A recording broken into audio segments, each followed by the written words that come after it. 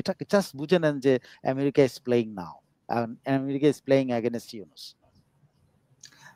তারা এখন ইউনুসের বিকল্প খুঁজছে, কারণ তাদের ইউনুস তাদের আর ইউনুস তাদের আর লোক হিসেবে তারা আর চিহ্নিত করতে আর তাকে মানতে পারতেছে না তার কর্মে। যে নিউ ইয়র্ক টাইমসের বেশ কিছু ইয়ে আছে যারা বলছে এই year after revolution hope turns frustrating in Bangladesh, ঠিক আছে।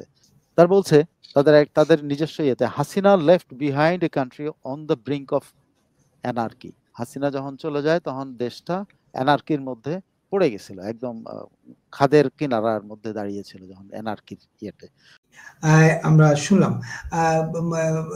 সাইফুল ভাই, বাংলাদেশের রাজনীতিতে তো নির্বাচন নিয়ে আলোচনা চলছে, এবং কিন্তু ওনার পারফরমেন্স নিয়ে মার্কিন গণমাধ্যমে হতাশা কেন, কারণটা কি? আচ্ছা, প্রথমেই আমরা মার্কিন যুক্তরাষ্ট্রের সর্বশেষ বিভিন্ন গণমাধ্যম, সারা দুনিয়ার বিভিন্ন গণমাধ্যম কিন্তু ওনার 1 বছর পূর্তি, শাসন আমলের 1 বছর পূর্তি উপলক্ষে বিভিন্ন আর্টিকেল লিখেছে। তো সেই আর্টিকেলগুলো নিয়ে আমরা এর আগেও কয়েকবার কথাবার্তা একটু বলেছি, কিন্তু এই প্রথম আমি দেখলাম একটা আর্টিকেল, যে আর্টিকেলে ওনার পারফরমেন্সের টোটাল হতাশা ব্যক্ত করা হচ্ছে। এটা হলো নিউ ইয়র্ক টাইমস।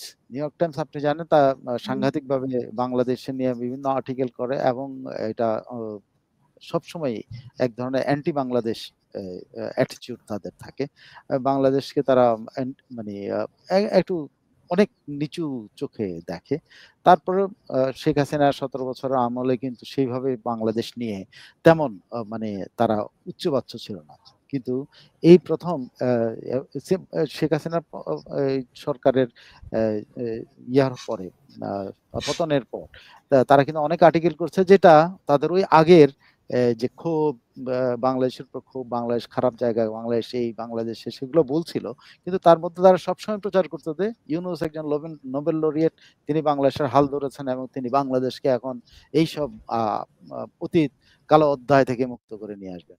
এরকম অনেক রকমের আর্টিকেল ছাপিয়েছে। কিন্তু এই প্রথম তাদের একটা আর্টিকেল, এই কি বলে 15ই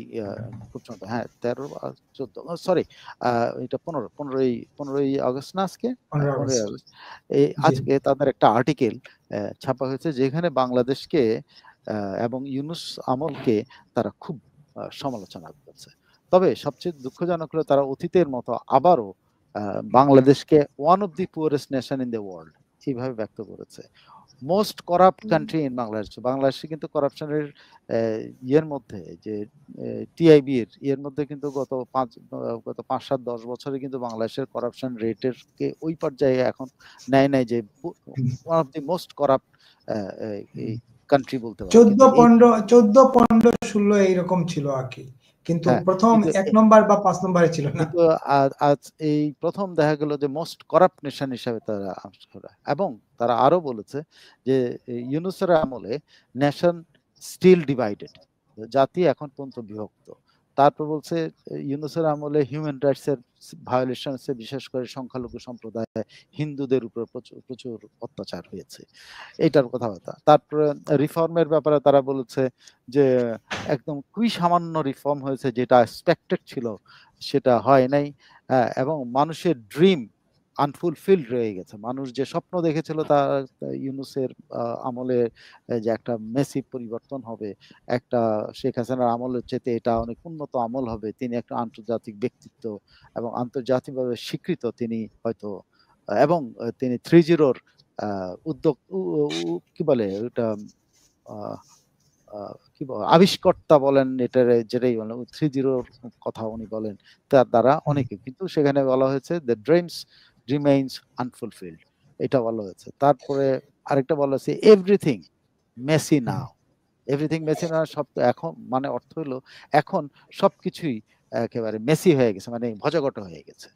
হ্যাঁ, তারপরে একটা কমেন্ট আমি বলি, ওরা কোট করেছে, বলছে উনি, ইট পেইনস মি, আমাদেরকে খুব কষ্ট দিচ্ছে, we thought the country would become morally better, inequality would end, that would be there would be a fair elections, the killers would be punished, and that punishment would make criminals afraid, but nothing like that has happened. কোনো কিছুই হয়নি, মানে ওনার মনে করছে এমন একটা পরিবর্তন হবে যে পরিবর্তনে যারা হত্যা করেছে তাদেরকে পানিশমেন্ট দেবে, সবকিছু পরিবর্তন হবে, এবং ক্রিমিনালরা এই সরকারের আমলে এই সরকার বা এই আমলটাকে ভয় পাবে।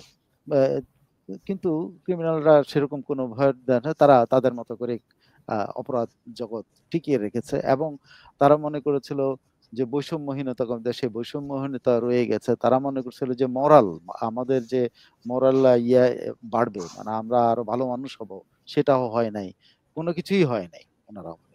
আমি আরেকটা কোটেশনের কথা বললে আপনি মানে আমি বেশ কয়েকটা কোটেশন আপনাকে শোনাবো, শুনলে আপনি বুঝতে পারবেন যে তারা কি পরিমাণ ক্ষুব্ধ এবং রাগ আর কি ইউনূসের উপরে।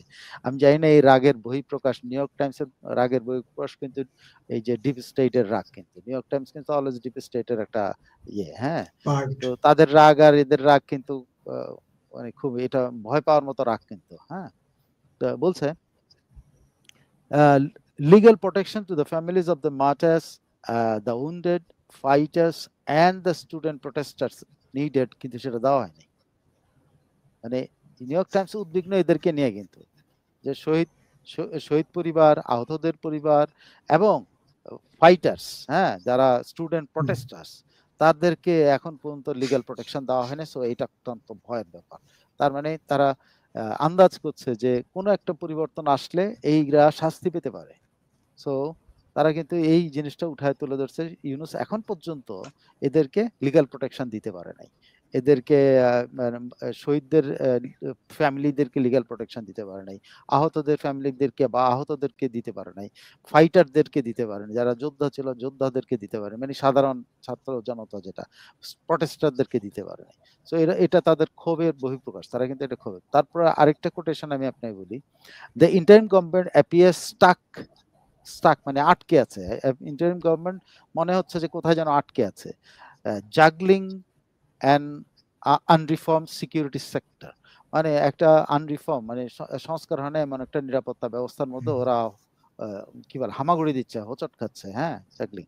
তারপরে হলো sometimes violent religious hardliners and political groups that seem more focused on on exercising vengeance. হ্যাঁ, exercising vengeance বলছে যে মনে হচ্ছে কোথাও কোথাও যে রিলিজিয়াস হার্ডলাইনাররা, ধর্মীয় মৌলবাদীরা এবং এইরকম পলিটিক্যাল গ্রুপগুলো বেশ ফোকাসে চলে আসছে। তারা এখন খুবই নজরের মধ্যে পড়েছে এবং তারা ভেঞ্জেন্স নিচ্ছে তাদের কাদের উপর, Hasina sir, vengeance on Hasina supporters then Bangladeshis. হ্যাঁ, রাইট নাও, তাই না? তো এরা হাসিনা সাপোর্টারদের উপর খুব ভেঞ্জেন্স দেখাচ্ছে এই মৌলবাদীরা। এটাও কিন্তু তারা কিন্তু এটাতে উদ্বিগ্ন, হাসিনার প্রতি এতদিন পর্যন্ত হাসিনার নাম শুনলে তারা কিন্তু মনে তাদের গায়ে জ্বর আসতো, এখন তারা কিন্তু হাসিনা সাপোর্টারদের জন্য কিন্তু একটু মনে কষ্টে আছে, খুব মনে কষ্টে আছে। তারপরে আপনি যদি আরো কিছু দেন, যে নিউ ইয়র্ক টাইমসের বেশ কিছু আছে যারা বলছে এই year after revolution hope turns frustrating in Bangladesh, ঠিক আছে, frustration, a year after revolution hope turns frustration in Bangladesh. Bangladesh এখন হতাশ হয়েছে, এই বিপ্লবের 1 বছর পরে বাংলাদেশ এখন হতাশায় রূপান্তরিত হয়েছে। এটা হলো তাদের কথা, এগুলো তাদের এক্স্যাক্টলি তাদের এডিটোরিয়াল তারপরে তারা বলছে যে তাদের there are concerning about slow pace of change, পরিবর্তনের ধীর গতিতে সাংঘাতিক উদ্বেগজনক তাদের বক্তব্য। ইকোনমি স্ট্রাগলিং, অর্থনীতি স্ট্রাগল করতেছে। তারপরে ফ্যামিলিয়ার প্রবলেমস পারসিস্টিং, মানে পরিচিত যত সমস্যাগুলো আছে সবকিছুই এখন বাংলাদেশে বিদ্যমান আছে। যত সমস্যা দেখা যায়, পরিচিত যতগুলো সমস্যা এই পৃথিবীতে দেখা যায়, সবকিছু এখন বাংলাদেশে বিদ্যমান আছে। হ্যাঁ, তার বলছে তাদের নিজস্ব ইয়েতে, Hasina left behind a country on the brink of anarchy. Hasina যখন চলে যায় তখন দেশটা অ্যানার্কির মধ্যে পড়ে গেছিল, একদম খাদের কিনারার মধ্যে দাঁড়িয়েছিল যখন অ্যানার্কির ইয়েতে। তারপর তারা বলছে but also supposed with hope, কিন্তু সেখানে একটা আশার ইয়ে ছিল, যতই অ্যানার্কির মধ্যে সংঘাতের মধ্যে দেশটা জড়িয়ে গেছিল, কিন্তু তাদের একটা আশা ছিল। বাট হ্যাঁ, main task of the interim, leading the country out of the chaos into stability, failed. এটা ফেল করেছে, বুঝছেন? যে ইন্টারিম গভর্নমেন্টের যে প্রধান দায়িত্ব ছিল তার মধ্যে যেটা দেশটাকে chaos থেকে স্থিতিশীলতার দিকে নিয়ে যাওয়া, সেটাতে ফেল করছে। হ্যাঁ, Bangladeshis are frustrated with the slow pace of change. বাংলাদেশিরা খুবই হতাশ এই স্লো পেস, চেঞ্জের স্লো পেসের কারণে। তারপর বলছে still struggling to dislodge systematic problems like corruption, inflation, and paucity of jobs, and an extended entranced bureaucracy. আমার লেখা একটু খারাপ তো, বুঝছেন? মাঝে মধ্যে নিজের লেখা নিজে পড়তে পারি না। এন্ট্রান্স মানে কি, যে ব্যুরোক্রেসিকে একটু নিয়ন্ত্রণের ভিতরে আনার চাইতে আনতে পারে নাই, যদিও এই ব্যুরোক্রেসিটা খাদার মধ্যে পড়ে আছে। হ্যাঁ, তারপর জব নাই, তারপরে মুদ্রাস্ফীতিতে সমস্যা, তারপর হলো দুর্নীতি। কোনো কিছুর ক্ষেত্রেই সিস্টেমেটিক যে প্রবলেমগুলো আছে এই ক্ষেত্রে এই সরকার উত্তীর্ণ হতে পারে নাই। এই জন্য তারা ইউনূসের প্রচন্ড সমালোচনা করেছে। এই তার কাছে পুরো পৃথিবী অনেক আশা করেছিল যে উনি একজন ইন্টারন্যাশনাল ব্যক্তিত্ব, উনি দেশটাকে, বাংলাদেশকে সবকিছু থেকে বের করে নিয়ে আসবেন, এমন একটা সঠিক দিক নির্দেশনা দিয়ে দেশটাকে চালাতে পারবেন, কিন্তু তিনি তা পারেননি। এটা হলো আপনার নিউ ইয়র্ক টাইমস, আর আমি জাস্ট আজকে যেটা হয়েছে সেটা কথা একেবারে। এবার যদি সিএনএ, ও আচ্ছা, খান বলেন। জি, না, এটা নিউ ইয়র্ক টাইমস, আপনি বলছিলেন নিউ ইয়র্ক টাইমস মূলত আসলে তাদের ডিপ স্টেটের ইয়েটাকেই ফলো করে, বা ওইটাই বড় supporter of deep state, stakeholder, deep স্টেটের বড় সাপোর্টার।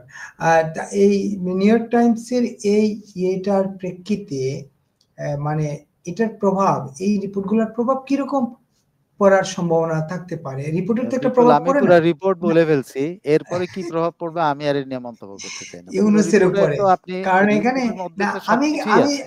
আমি যে প্রশ্ন করতেছিলাম, যেমন ধরেন, হ্যাঁ, যেমন ধরছিলাম যে আমরা ট্রেসি জ্যাকবসন দেশ চালাচ্ছেন এখন বাংলাদেশ, এটা সবাই বলা বলি করে যে উনি, মানে নিউ ইয়র্ক টাইমসের এই রিপোর্টের প্রেক্ষিতে আমার মনে হইলো তাহলে এটার সাথে একটা লিঙ্কেজ আছে আর কি, এইটা আমি বলতে চাচ্ছিলাম। হ্যাঁ, সেটা ঠিক আছে। আর তারা একটা পরিবর্তন খুঁজতেছে, তারা এখন ইউনূসের বিকল্প খুঁজছে, কারণ তাদের ইউনূস তাদের আর লোক হিসেবে তারা আর চিহ্নিত করতে আর তাকে মানতে পারতেছে না, তার কর্মকাণ্ড তারা তাকে হজম করতে পারতেছে না, এটা হলো পরিষ্কার। তা নাহলে ট্রেসি জ্যাকবসন এইভাবে সবাইরে কানে দড়ি দিয়ে নিয়ে তার বাসায় নিয়ে বৈঠক করতো না। এটাকে জাস্ট বুঝে নেন যে America is playing now, America is playing against Yunus.